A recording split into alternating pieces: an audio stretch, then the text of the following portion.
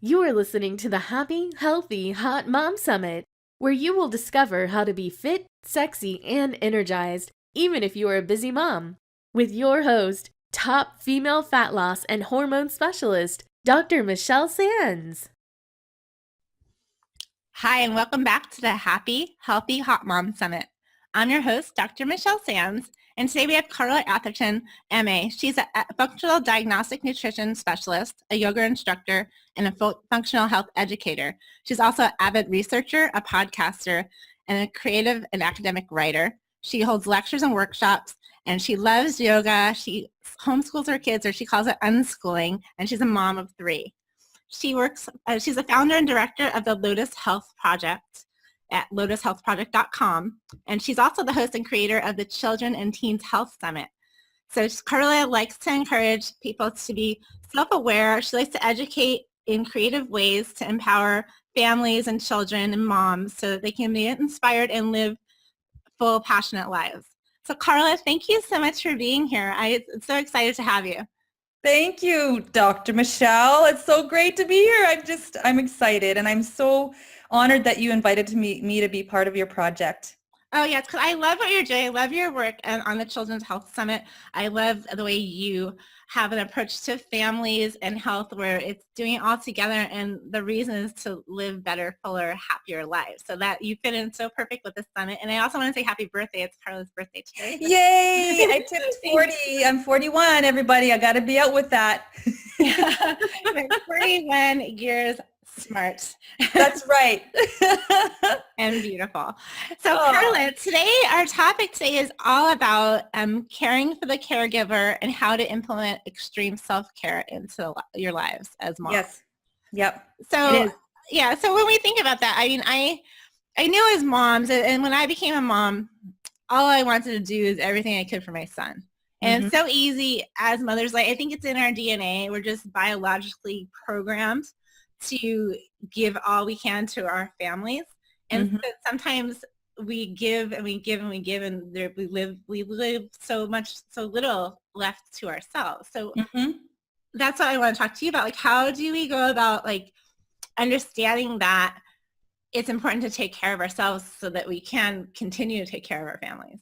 Yeah. Okay. Well, this is really important. And people hear this all the time, right, Michelle? Like, as a mom, you probably heard this lots. Like, it's from family, friends, people telling you and each other that you need to take care of yourself, girl. Okay. Have a good birthday because, you get some rest and and I mean, the reality is, for some reason, and I have a couple of theories on this, we have come to this life where it's just breakneck. And people are just like, the day goes by and they went, what happened?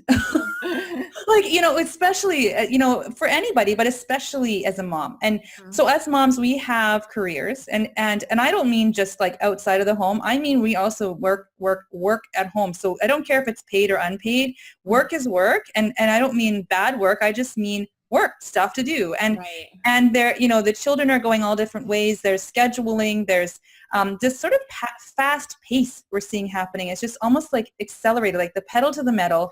And with anything that is like that kind of pace, you miss stuff, you run over things, your car breaks down, like it just does not work. And kind of as us as women, spiritually, mentally, physically, we can really fall apart, and that is not just something I'm saying that you go, yeah, I kind of fallen apart, I'm feeling kind of crappy. I mean, this is serious stuff, and so for myself, for instance, I started off, young mom. I got 3 kids. I started having children at the age of 23, which is nice, good young age, right? Just, right in there, didn't really think about things too much, just jumped in with 2 feet and just did it.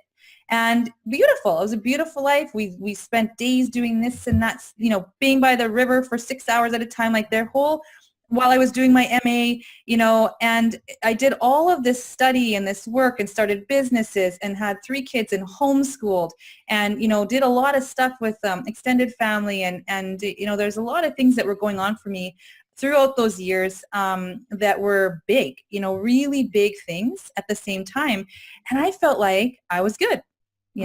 I'm just kind of, trucking along. And and if you feel kind of tired, you push through it. And if you just got to get up and do it. And I still felt that I was taking care of myself. I ate decent and I exercised and, always we were very, very, very active, read all the time, but it was just, Michelle, it was like too much, it was just so much. And there wasn't enough slowing down. So I did stuff. I would jog, I would like do, Tai Bo. Have you ever done Tai Bo? Yeah. Oh my gosh.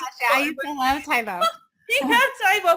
Okay. So I'm doing that stuff, but I'm missing the yoga. I'm missing the meditation. I'm missing the mindfulness, which I did get part of from as being a mom and our desire to just kind of sit down, and every night we would read, right? And so I'd read to them these chapter books and we'd sit in my bed and laugh, and that was our slow time. So we did have some, but not enough. And so, all these things caught up to me. We built a house. I mean, I was in here building it from scratch. I have stitches and I wouldn't believe what we did. Stick by stick, homesteading. I'm telling you, we were like 40 minutes from the city where we used to live. And, it was so much stuff. Like it just was too much for one person and one body. And it was too fast. You're saying this as a looking back, right? You're saying this looking back. At the time, you just felt like that's just what you did, right? You just did it. And what I'm saying too is that a lot of us moms do that. Right. And we actually need like to hit the wall, like to really kind of, sometimes we need to do that to get to go, okay, you're speeding through your life. It's great, beautiful. You're enjoying everything. But it's like if it's too fast and you're not paying enough attention along the way, you can miss stuff like symptoms that are going on in your body, mental things like, you're getting a little cranky with the kids that, like maybe that wasn't their fault and, all that stuff, or you're just like maybe resentful because you're, spending all this time doing, and you really need to fill your cup. So all kinds of things can be going on that we just kind of put a blind eye to until you hit the wall. And for me, part of that was finishing building the house. Another part of that was my daughter getting diagnosed with type 1 diabetes. So that rocked our world. And so when I was training to be a yoga teacher, okay, my teacher said to me, we do yoga because we are getting ready for whatever life brings. Okay. So you do your yoga, mind, body, spirit, whatever, the whole thing, you do your yoga, because sometimes we go, well, why are we doing this? To feel healthy. Okay. But really it enables you, and doing all these practices enable you to take on what comes. And so when that happened, I was able to do it, and I didn't have a nervous breakdown like two other friends of mine did who had the same thing happen. Their children both got diabetes within the year of my daughter. But, I pushed through it, but I didn't, it could have been a lot better. It could have been a lot easier and not easier, but you know what I'm saying, Michelle? Yeah. I wasn't able to so if you can do that, you can bring it. If you're always taking care of yourself, you can bring it. So you attribute the yoga to helping you get through that time in your life. Yeah, definitely. I think that was, yoga, we could have a whole talk about yoga and what the benefits are. And I don't just mean stretching and muscle and no. It is the whole deal, the full meal deal. Well, I always tell people that if they think yoga is too slow and it's not enough exercise, they're the ones that need the yoga. Right? Oh yeah. Yes, because you're going too fast. You can't slow down to do it, right? Because that was me when I was in my 20s. I was an athlete. I was a runner, and I was like, oh, yoga sounds cool. And then I looked at the class and I'm like, but they're moving too slow. That's not a workout, Yeah. Well, you're the same as me. You're cardio, muscle, lifting weights, all that stuff, right? Right. Exactly. Yeah. And then I got to this point where I just actually couldn't do it anymore because I was educated enough to know that this wasn't going to serve me and it was going to make me more exhausted to keep doing that.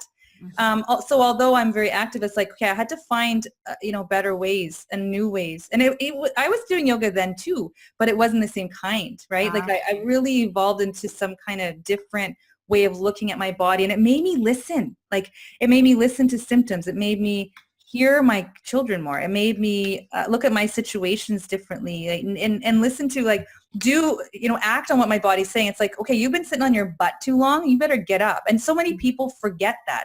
So many people like fold the laundry and then they fill all their time. The kids are sleeping. So they're like, okay, cool. I have time to do something else. And they don't take time to listen. We just don't. And then that's when things start to come apart. So Michelle, can I go through a couple things that can happen to you? Yeah, I'd love to hear like what can happen. And I'd love to hear some tips on for moms who are maybe don't even realize that they're going that way, but what you've said might have sounds a little bit familiar and like, I'm kind of doing all that stuff. Yeah. So how they can kind of stop and take note and maybe figure out a plan to not go down in the hole if they don't have to. Okay, right on. Let's do it. Okay, so here are just some things that can happen that I've observed, and a lot of people have, that if you don't take care of you. And when I say you, I'm talking about the caregiver, right? The person who is caring for other people. And I think a lot of us moms are, well, actually all of us moms are in that position, not only with our own families, but with extended family, with elderly relatives. I'm in that position right now. I've entered the sandwich generation. And then people around us, in our communities, we're volunteers, and even in our own work. Like, look at the professions that we've chosen, Michelle. Right. We are both in the helping, healing kind of arts, right? So that's a big responsibility. It's a privilege. It is a privilege and a big responsibility. Mm-hmm. So in order to do that and to be able to bring it when we need to bring it into our lives, we need to really recognize what can happen if we don't take care of ourselves. So, okay, so mental, emotional effects. So you can be like things like I mentioned a couple of these things earlier in the interview here, but dissatisfaction with your own life. Okay, so that's crap. I mean, that will taint every experience that you have, right? That sort of nagging feeling that, you're not doing what you want to do. You're doing something you have to do, which when you're caring for someone, most of us really want to see it that way, that we want to do it, but at the same time, I'm like, I don't want to. And why am I feeling like I don't want to? But it gets worse and worse and worse as you don't, because you have not filled your cup. Yeah. It feels empty. And what do you have if you haven't filled it? Exactly. So it's sort of inevitable. You're going to feel dissatisfied in some way. A resentment toward those you care for, or feeling angry, lonely, fearful, mentally and emotionally tired. I'm tired.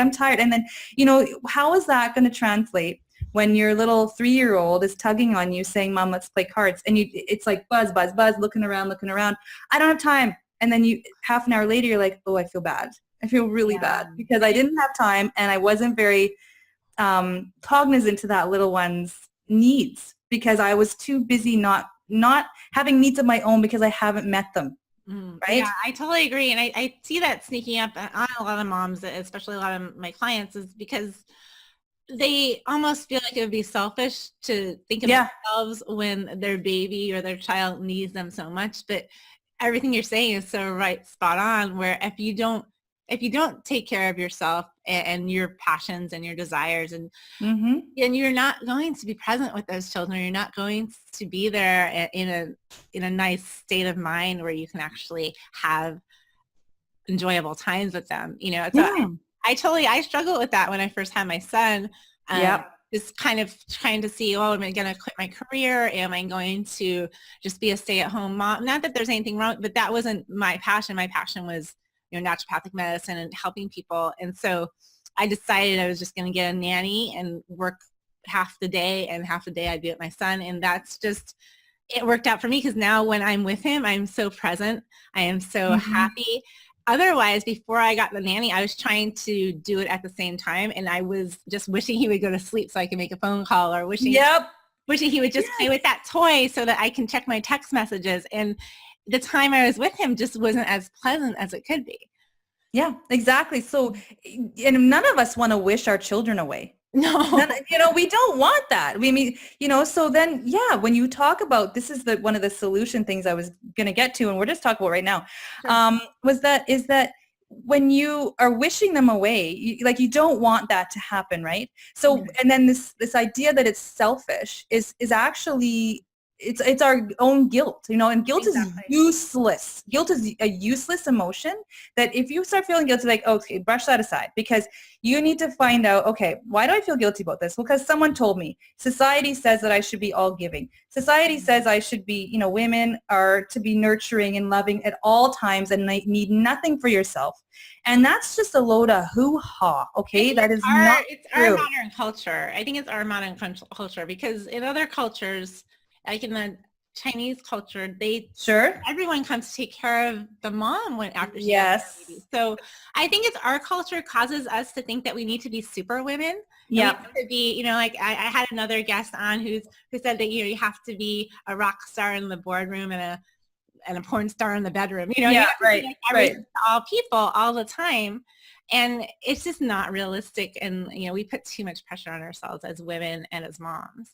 Yeah, I think so. And on each other, because that's just a reflection of how we feel about who we should be, so then we can be hard on each other too. Like, even though we say, oh, that mom's doing, internally it's like, well, all she does is stay at home, or, or she's doing too much. She doesn't even spend enough time with her kid, or she has a nanny. Can't she just do that herself? Right. So there's this. Yeah, exactly. What I love about that's kind of the reason why I put this whole summit on, is because I want to, empower moms to do what you say and to take care of themselves, but also for us moms to get on here and share our stories. We're not perfect. Like, people might see me like, oh, well, she's a doctor and she has a beautiful baby. And, but it's, I have struggles too. You had struggles, going back. And so it's just so nice for us to come on and just realize, like, there's no mom that's perfect. Exactly.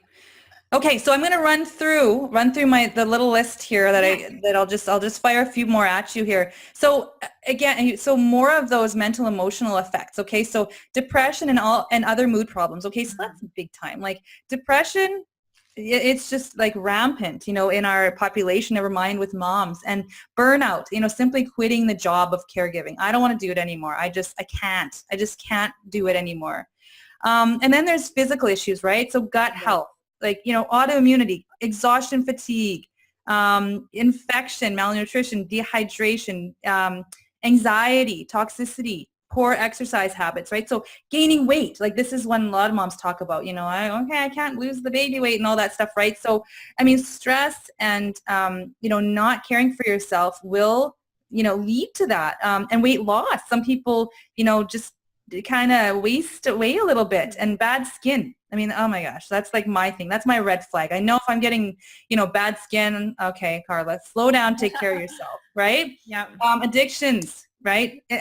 Dependence on stimulants. I got to have my morning coffee. How many times do you hear that? Yeah. I hear that all day, every day from everybody. Now it's the afternoon coffees too. Like, Starbucks at any hour of the day, and it's yeah. And I got to get through supper. Never mind. I got to have some more coffee. So, and adrenal fatigue, liver problems. Okay, the list goes on and on and on and on and on. So here is my thought about that.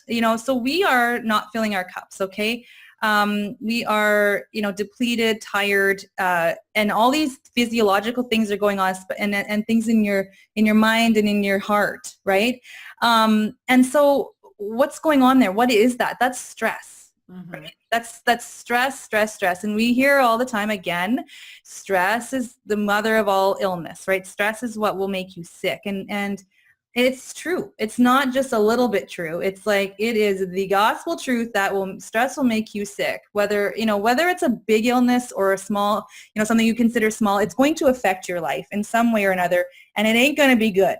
Definitely. So we have these two, like, cliches that we hear. It's stress, don't have too much stress, because stress will kill you. And then it's take care of yourself, because you need to relax, you need to slow down. So as moms, we hear these things, right? But we tend to dismiss them sometimes. So which strategies would you recommend for a mom who knows that they're going 100 miles an hour? They know they're taking care of themselves. Well, I'll tell you, it's simple and hard at the same time. Just like yoga, okay? It's simple and hard. It's an effort and non-effort, right? So the non-effort part is really just being able to slow down. And that's really hard. That's an effort in itself. Okay. Being able to slow down. Cause I mean, we have like monkey mind, we have this buzzing going, we have lists to do, and it's nonstop. I mean, at least if you're at a job, you can say my workday is done at 5, I'm going home. Okay. Right. But you can't do that in your life, especially when you have people that are relying on you, and not just relying on you for, just getting them places and being, a mentor and like showing them things and teaching them how to speak or teaching them, things about life. It's also their lives are in your hands, essentially. So that's a big deal. And so when do you take a break from that? So so what I would say is that, asking yourself all these questions that are really important to ask yourself. Be aware of, how you view your caregiving. Like, do you feel that it's a blessing or a burden? What is your motivation with that? And maybe you're a parent and you have to because you have children and that's your job. Or, is it that you want to, you work with people that you care for, or you've taken on another caring for somebody else in the community or in your family. So, how do you see your role as a caregiver? What do you want? Do you want to do it, or do you feel you have to? So asking yourself really targeted questions like that will help you to actually find your motivation. What is it that I'm motivated? What motivates me for caregiving? And then actually maybe turning it, and just being honest about it and like looking at it as something that's part of your life. I may not like it today, but you know what? I actually want to. I kind of really actually do want to. Why am I saying that I don't? Well, it's because I'm tired. Okay, how am I going to address that tiredness? Well, I'm going to get some more sleep. So I'm going to say no to anything past, let's say, 9 o'clock. This is my time. Make sure you put out any fires before then, or try to anyway, right? It's all in the effort and the focus on taking care of yourself. It's not always going to work out, but it's going to, right? I mean, well, sometimes some people are saying it never works out. Okay. But you know what? I like that. You can predict like the evening usually because you're usually in sleep, right? So unless they wake up with a nightmare or something like that, which doesn't happen all the time, you can kind of control that now. And if it's important to you and you know that you're tired, I think you can make yourself a little nighttime ritual the same way you do for your children. Put yourself to bed. And that can be pretty predictable as a mom. Yeah. Well, other stuff may not be able to predict so easy, but what I do, like in our household, luckily I have a very supportive husband. So he'll give me some time in the morning on a weekend. That's my time. But, last week we had a day and we just said, you know what, we're getting a little stressed out. So we called a nanny and said, hey, can you come on hours that you don't usually come? And we're going to go to the movies. And we actually watch a program start to finish without any interruption. And just, oh my God, it was 2 hours, right? So we paid for a nanny for 2 hours. We got that break and we came back so refreshed. Well, for sure, because that's one of the things too, is that you need to have clear boundaries and not just with other people, but with yourself. It's like, you're not cheating on this person because you need to do this because you're going to be a useless boob. You're going to be cranky, tired, causing all kinds of stuff, relationship problems even. And I guess, Michelle made me think like maybe the first step is if you have a partner, the first step is to marry someone who is supportive. That's the first step. Okay. Or if you don't, there's friends, there's if you live near family, grandma loves to spend time. So it's being able to, I think, admit to yourself that you need a break. Because I think as a mom, again, like when I first had my son and he was, 2 months old and he wasn't sleeping all the time, like there are days that my husband would get home from work and I'd be like, oh my God, like I can't do it anymore. It's like he was only sleeping, hardly at all at night and I was exhausted. And when I said that, inside a little part of me is thinking, oh my God, am I not a good mom? Like, why can't I do this like all the other moms? But I know myself enough to admit that I'm just exhausted. Yeah. But I think I'm getting moms to understand that if they're tired or they're stressed out or they're at the end of their rope, it doesn't mean that they're not a good mom. They're actually, they're a better mom if they do something about it and take some time to, like you said, to slow down and honor themselves. Exactly. Okay, so I'm going to run down some practical tips because I know we're getting close to the end. Yeah, we are. So go ahead and run those down. And this one's going to go a little long, but I think this actual topic is kind of the whole reason for the summit. So I think this is super important if we have to go a little longer. Awesome. Let's do it. Okay, so we first talked about boundaries. Okay, so yeah, setting those really clear boundaries. Getting downtime, right? Schedule stuff. Get your crap poop. I say get your poop in a group. Okay. So Wait, right. say that again. That's so funny. Get your poop in a group. Okay. So as a friend of mine said that, I just loved it. I hung on to that one. It's a keeper. But if you need to schedule that time, then maybe you should. And you might not feel like doing it at the time, but at least it's like something you can look forward to. It's something where you can just kind of release everything and really have those boundaries stick at those times. And that might, and Kate, when I talk about all these tips, you need to get creative about how you are going to do all of these things, right? So it just depends on your life. So if we're talking about scheduling, well, maybe it really works for you to do 15 minutes at a time, and that really recharges you. You need kind of like morning, noon, night, whatever. Or if it's like works for you to just say, okay, when mom says she's tired, we're going to kind of stop everything and I'm going to go away for a little bit, or maybe you have a combination, right? So you just have to be very creative, and which is why slowing down and listening to your needs and yourself and to your children is key, because you will not know any of these cues if you don't listen.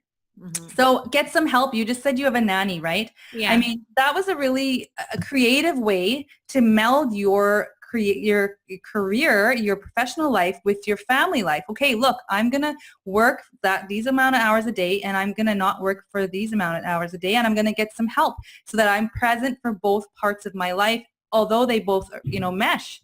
Okay, so, and setting realistic goals, but be optimistic. I mean, I always say shoot for the stars, and when, and then it's just like, be good with what you've done, and everything. I mean, good enough is good enough. I mean, it doesn't have to be perfect. Yeah, I got to the point where I was told by one of my mentors to just, on my to-do list, just narrow it down to 3 things. So yeah. I have 3, oh my gosh. And everything else is gravy. So I feel proud of myself, right, when I do those 3 things instead of having the 30-item list, and I'm like, oh, I only got 3 things done. Yeah, because that's like a 1 week long list, really. Yeah. For one person to do, and staying positive, right, Michelle? Like keeping that kind of state of mind, and that doesn't mean always just saying, oh, it's great, and then you really don't feel like it. Mm-hmm. So steep yourself in what you're saying. You have a mentor, right? Or, listen to stuff that's like, it's the way you want to think, even though you can't quite think like that, because we have these negative patterns of thought, and those are taught to us, and they're really hard to unlearn. But the more you listen and engage with people who are, thinking these ways or talking these ways and reading books, all that, and just a little bit. Because some moms might be thinking, well, shoot, I don't have anyone who's thinking like that. All my friends are depressed too. But like reading books, there's awesome podcasts out there that you can listen to while you're doing stuff around the house. Yep. I think I do that a lot as a practice in my life, is listen to positive messages. Yeah, it's awesome. It's awesome. It will change your mind, and it will change your body. It will change your family. It will change your existence and how you see your life. And that is massively profound. Mm-hmm. So, and again, about the mind, avoid martyrdom. Okay. Poor me, woe is me. I do all this. Nobody helps me. It's never good. It's never, never, never, never good to go down that martyrdom road. It just isn't. You're a good person. Yep. You do a lot for people. Yep. You be strong in that, not feeling sorry for yourself because of that. Be strong in it. Right? Exactly. So, right? And have the people you care about care for themselves, you and each other, right? So ask for help from them. We're going to make supper together, or and respectfully, right? Like, it's not barking orders. It's just everybody understanding that they each have a role in this family, and how it functions. And then do what you can, and then let it go. That's my mantra every day. At a certain point of the day, I go, I'm done. And that's all I can do for today. And tomorrow's a new day.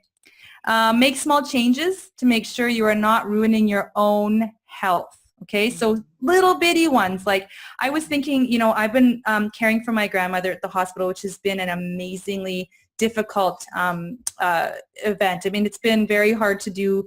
I have family members, and we've been really taking the lead and having to do a lot of advocacy work with the hospital and feeding her 3 times a day. It's just been really big. And so even simple things like buying a backpack and not carrying all this stuff to the hospital every day and ruining my shoulders and getting stiff.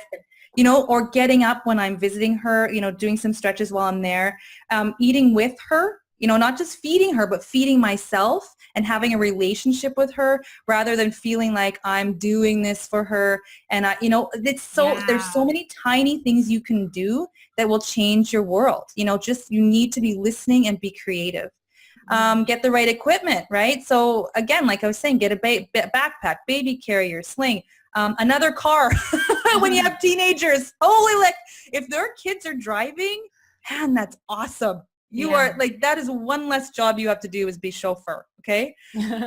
Right. And so use technology, record meetings that you have, or use your computer, like put your schedule in your phone. A lot of us do that already, or have little timers that go off that remind you that you have a meeting or you have to go pick someone up somewhere. They're so helpful. It sounds insane, but it's helpful. No, yeah, I think as moms, like, we think that we're going to just remember. I used to be able to remember a lot of stuff when I was in my 20s, like all my appointments and stuff. Yep. When you're caring for another human and they're like a little they're improv artists and they don't do things according to schedule, then that messes up your schedule. So if you don't have it written down, like in a calendar or with reminders, that can take some of the stress off from you having to remember things. And then I also like to schedule in, my workout or time for myself. It's really helpful, and it relieves your mind of trying to remember. I mean, we should use our brains, but we don't need to bog it down with like, oh my gosh, did I forget something? I'm not second guessing. It's like, I got it all right here and I can check it all off. It just feels so good. Yeah, exactly. And getting organized. So that's the same kind of deal, right? And communicating, to your family, to other people, and really clearly communicating, because that is just such a time waster when things are muddled. It's like a game of telephone. Nobody knows what, left hand doesn't know what the right hand's doing, and there's a lot of stress involved with that, and don't take shortcuts, right? Or try not to. It's really hard not to when we're so busy. Like, let's say you're a recycler. Well, the second you get busy, you're chucking that stuff. Like you are. You're like, I can't deal with the recycle right now. I'm throwing it in the garbage. Right? So there, again, slowing down. And to get sleep, Michelle, this. I mean, you are like, this inside and out. Sleep is like, that's when we rest, repair, rejuvenate, recharge. Our bodies need that sleep badly. So if you're not sleeping, none of this stuff is going to happen very easily for you. So, and eating right, your food is what makes your body. It is what fuels you. It is what will keep you healthy, not just healthy, but functional, right? So eating, I mean, I could go into that for nutrition is massively important. And then paying attention again, listening. And finally, all of this stuff is practicing extreme self-care. So go beyond just a little, like having a nice meal. Take a little time for meditation. Take a little time for self-reflection. Take a little time to paint that painting you wanted to paint, or make that phone call to that long-lost person, or take those walks every day. Like the stuff that we see maybe is a little bit slow and indulgent. Go for a massage. We say all those things, right? But there's so many things you can do that doesn't have to be massage. It's just a respect for yourself. You need to respect yourself if you're going to get that respect from everybody else, and if you're going to feel not depleted by your caregiving, but that you had a lot to give. So yeah. Awesome. Yeah. And I think also by, living that way where you're taking care of yourself, you're also teaching your kids to take care of themselves. Definitely. When they see you taking care, like mommy needs to go work out, so you're going to stay with grandma, or, whatever, like they're like, oh, hey, mommy's working out. Or if they see you, like you need to go for a walk, or that you're eating something healthy, they see, like, I always say children learn by what you do more than what you say. So yeah. I feel like for the moms that still do feel like they just can't do it for themselves, do it for your children, right? Well, yeah. Sure. And the thing is, like, if your kids are learning that from you, where did my mind go? Okay. So yeah, the kids are learning that from you, and just think about when you're taking care of yourself, how would you want your kids to take care of themselves? Exactly. You love the daylights out of them. You want them to be healthy, happy, whole. They want that for you. So if you think about what would I tell them to do? Do that for yourself. Yeah. And I just feel like once you do start taking care of yourself, that things aren't as hard. Like things actually get easier Yes. when you've slept well and your brain working well and you've taken time out for yourself. So I think that this topic for moms, you may have to listen to this interview twice, because the first time you hear it, you might just think, oh, well, I can't do that because I'm a single mom, or I can't do that because I have 4 kids. But I promise you, if you listen to it the second time, you will actually start to come up with those creative ways to fit things into your life. For sure. And never think you can't. I mean, you can do something. You always can do something. Always, even if it's 5 minutes, and just start there. Exactly. Well, Carla, this has been amazing. We've gone over time, but that's totally fine, because I really think it's super important.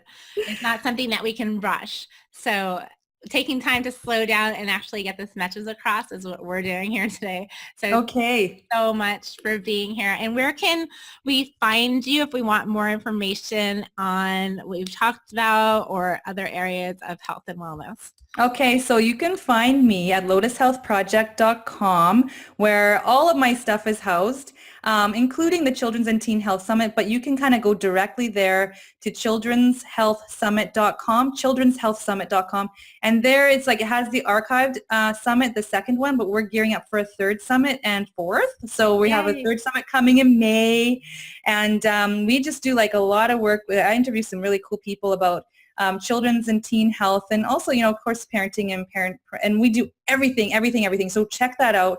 Awesome. And Michelle, are you giving away, like, are we doing free gifts? Yes, you are. I believe you're giving away the stress reduction toolkit, correct? I am. So I have a URL for you. That. You don't need to say the link. You're going to put I won't. Right below the audio, but tell us a little bit about what's in that.